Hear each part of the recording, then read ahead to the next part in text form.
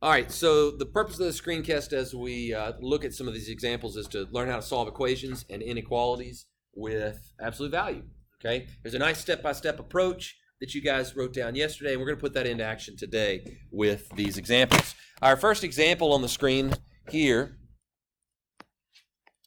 is going to be worked out firstly by adding 1 to both sides. You want to get the absolute value expression by itself. When we add 1 to both sides, we get 7. And so we're done with step 1.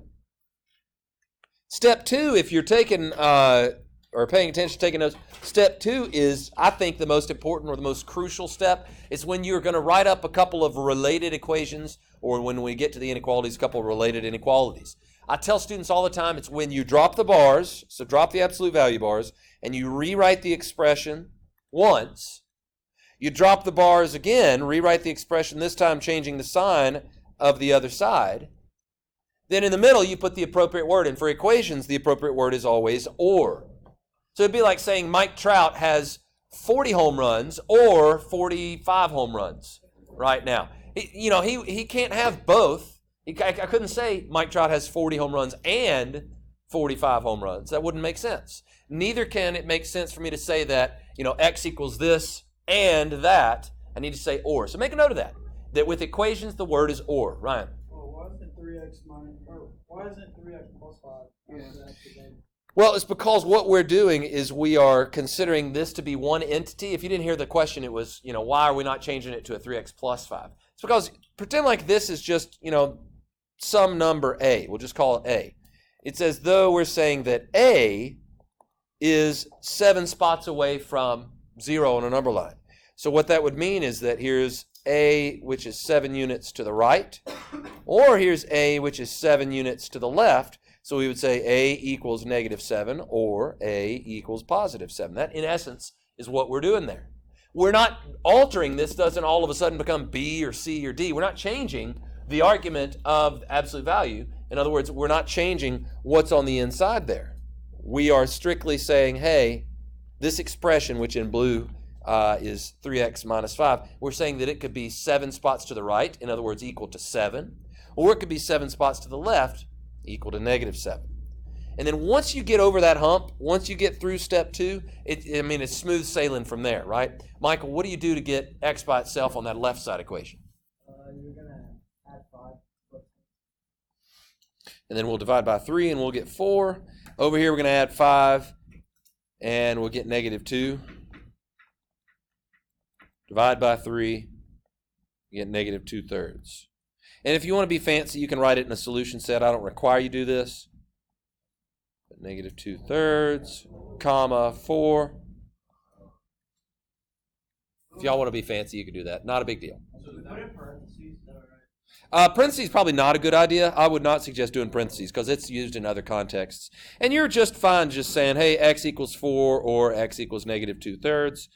I'm fine with either one of those. Ben? So that's how you would do interval notation. That's not interval notation at all. That's just, hey, here's a couple numbers that x equals. Because in the homework, it asks for interval notation for each problem. For equal one, so I didn't know what to do when they were equal. Sure. So like interval notation, if you were going to, and again, I'm not holding you guys responsible for it. This is kind of like icing on the cake. But if you were going to write interval notation on this one, we would say from -2/3 to 2/3, or from 4 to 4, and those should be brackets, excuse me. And we would leave it at that. It's kind of trivial though, right? Because we're really not covering any kind of range of answers. We're just saying, hey, from -2/3 to +2/3, well, that's the equivalent. We're just saying x is 2/3, so why wouldn't I just say x is 2/3? Interval notation is more useful, I think, with the inequalities. I think that's what it only asks. I was going to say, not to call Ben out, but I was going to say I'd be a little surprised if it asked for interval notation on the equations. It said it's only for the inequalities. Yeah. No, it said if it's inequality, then it does for each inequality. Yeah, for each inequality. Yeah. So here's what we would say.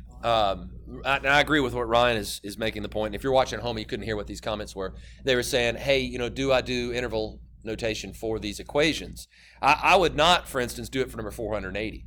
It says for each inequality. So if we were going to do one like, where are we? What would be a good one? Actually, I don't think any of y'all's multiples of 3 were. 46 and 480. Well, those are some special cases that didn't require interval notation. Like, look at 482. Like, interval notation for that one would be acceptable because it is an inequality. I know you guys didn't do this for homework, but look, you'd say 3x minus 4 greater than or equal to 2, or 3x minus 4 less than or equal to negative 2, and you'd solve it out. 6 over 3 is 2, or 2/3. Right? And so, like, if you were going to do interval notation, you didn't have to do this one, by the way. 2/3, closed mark to the left, 2, closed mark, Walker. To the right, please pay attention. This is what it would look like, Ben, to kind of answer your question. And it wouldn't make sense for me to say, hey, Ms. Tallman, it wouldn't make sense for me to say interval notation for number 480. So talking about interval notation, good questions that were asked.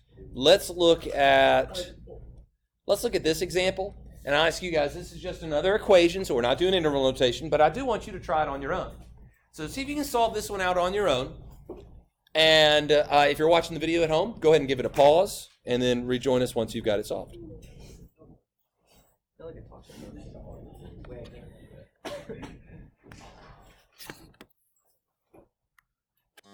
So as I was walking around the room, we're struggling a little bit with this one because it's a lack of common sense. Walker, it's a lack of common sense. Watch what happens. My first step would be what? Minus 11. Minus 11. So I get negative 8. All right. Now, at this point, I have no longer any work to do. What? Oh, yeah. Oh, Oh, yeah, Coach Morgan, I know not. Now, look, absolute value is never negative. If you see an expression here on the left that says, yes, the absolute value of yada, yada, yada equals a negative number, that's balderdash. That's hogwash. It's not going to happen. No matter what you plug in for x, you can't make this equal negative 8. Try as you might. Go back to the homework and look at number 486. That's the same doggone thing. It says, you subtract 8 from both sides and you get negative 4. Okay, how could absolute value be less than negative 4? Well, it can't because absolute value is never negative. What did I call that? Common sense. Sadly, common sense ain't so common these days. Okay? All right, so here. Good question. Good question. So check this out. Listen. Ryan says, I worked it out. I didn't get an issue. So let's work it out here. Okay? So what would we do? All right, we would write up the two related equations. So we drop the bars, rewrite it. We say or, and then we drop the bars, rewrite it, change the sign, get positive number. Okay. Let's solve both those out. So we add 4 to both sides, get negative 4. Multiply by 3/2. So negative 6. And I am going kind of at speed on this, so bear with me. Add 4, we get 12. Multiply by the reciprocal 3/2. 6 times 3 is 18. Okay, 18. Hey, bro, look, you just did step 3. What about step 4? Check. So step 4, I'm going to take the number, and I'm going to plug it back in, and I'm going to see if it actually equals what it's supposed to equal. And I'll go ahead and give you a hint. It won't. All right? Yeah, spoiler alert. So let's plug in negative 6. On the first one, it works. Instead of talking so much, let's listen a little bit more. Plug in negative 6. All right, negative 6 times 2 is negative 12. Negative 12 over 3 is negative 4. Negative 4 minus 4 is negative 8. All right, what's the absolute value of negative 8? What's 8 plus 11? And it is not 3. So that would be an answer that doesn't work. Now, I'm trying to save you all of this baloney right down here. I'm trying to save you by telling you, use common sense. If you get to a point where the equation you know, or in most of these cases, the inequality you know, that it doesn't make sense, it can't be true, then you need to stop and just say no solution. Or look at, going back to the homework, look at number 489. I think that's the last one on your homework assignment, right? Yes. Look at what it says. Don't try and work it, just look at what it says. It says the absolute value of something is greater than negative 3. Okay. Well, absolute value is always greater than a negative number.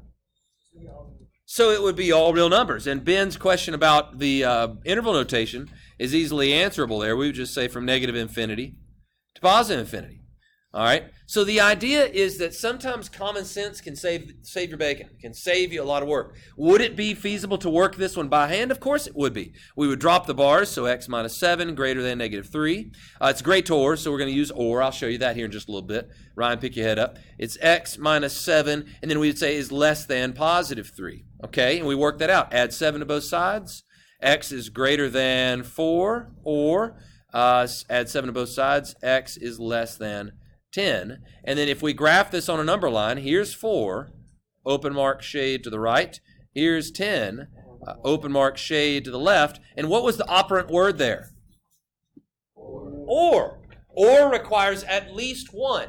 And if you think about it, I've got at least one truth for the entire spectrum of numbers. You could partition this up into however many segments you want, segment 1, 2, and 3. Number 1 is shaded at least once. Number 2 is shaded at least once. Number 3 is shaded at least once.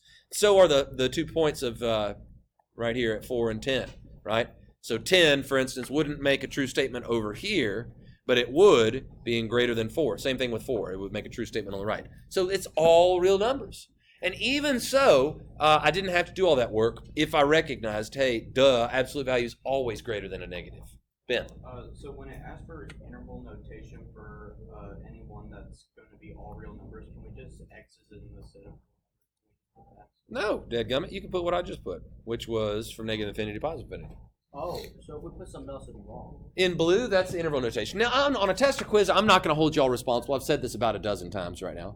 I'm not going to hold you responsible for interval notation, but I want you to know it like icing on the cake. It'll be helpful. It'll be beneficial for you. I had a calculus student earlier today, and we were talking about that. And later on down the road, interval notation will be more useful.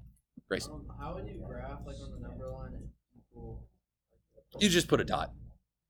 So yeah. So like that's a good question. If you didn't hear it, it's like how would we graph, for instance, the answer to number or example 1 on a number line?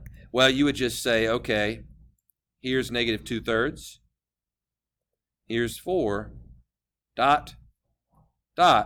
And there is no shaded region because it's only those two numbers. So that's a really important question. When you're solving an equation, you're coming up with a finite fixed list of numbers in most cases, but when you're solving an inequality, you're coming up with an infinite range of numbers. Let's jump on down to example 4 just for time's sake. I want to introduce this notion of absolute value inequalities. And in your notes at this point, I want you to make sure you take down the following.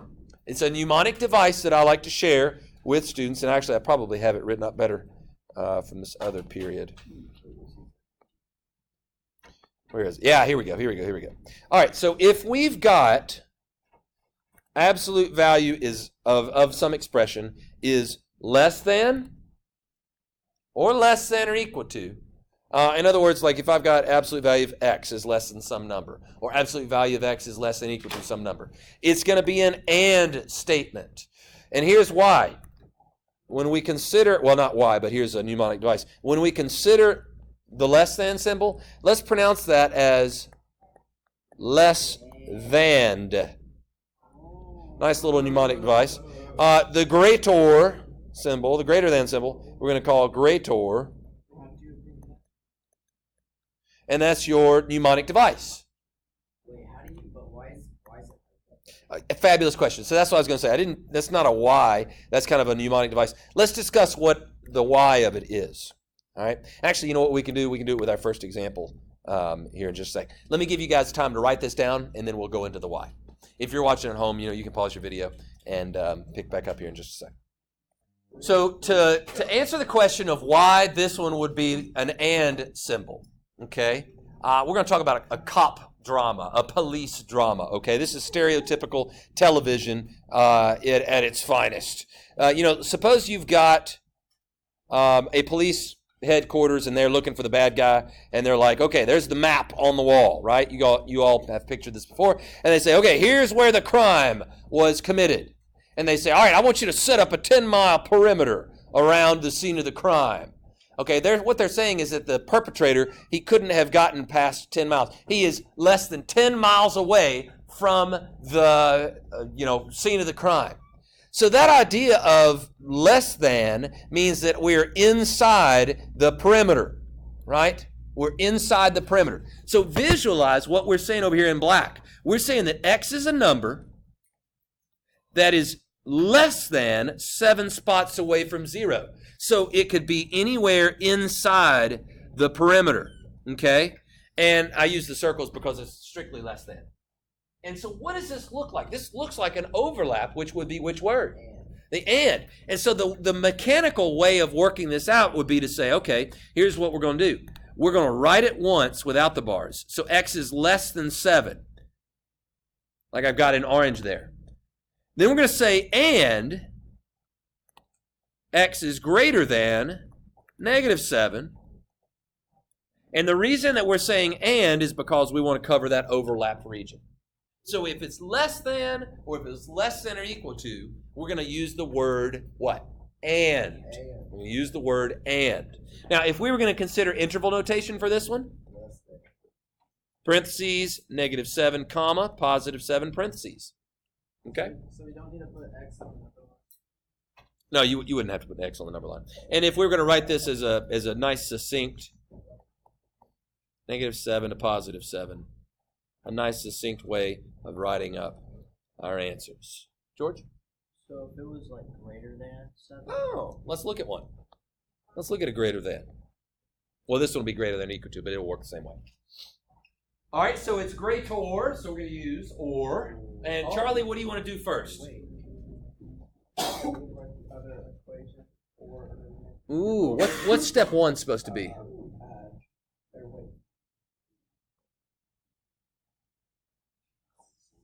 Phone a friend, Michael Spain?